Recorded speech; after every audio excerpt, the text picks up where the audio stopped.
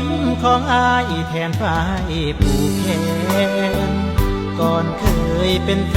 นแต่สายแน่นเฮาบ่ถึงกันวันเจ้าแต่งดอกอายยืนมองที่ข้างรั้วบ้านบ่มีของขวัญนอกจากรอยยิ้มแทนใจไปงานบ่ได้กลัวไม่เหมาะสมวันอายเป็นปมให้น้องตรมหลังแต่งงานไปสองเฮาผูกพันชาวบ้านทุกคนรู้ได้หากอายเข้าไปกลัวใจเจ้าบ่าวมองหอมกลิ่นข้าวคั่วลาบหนัวเฮือนงานงามงอนชาวบ้านเอิ้นขวัญวอนวอนใต้ซ่อนหัวใจเต้นรัวอยู่ดีเดินน้อง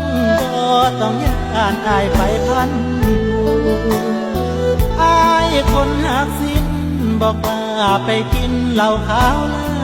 าบหัวส่งยิ้มข้ามรั้วก่อนถอนตัวลาน้องมาไกลรอยยิ้มของอายแทนฝ่ายเส้นทางผูกแขนเจ้าบ่าวให้รับเอาเจ้าสาวผูกใจบุญอายบ่สมที่ได้จมแขนไว้พรไปไกลแอบยืนข้างรั้วทำใจ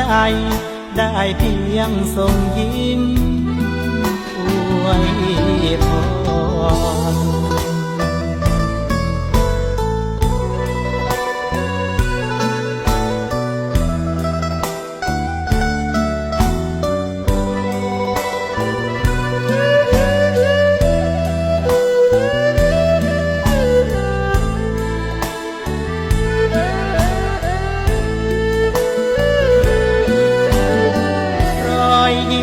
ของอายแทนฝ่ายเส้นขา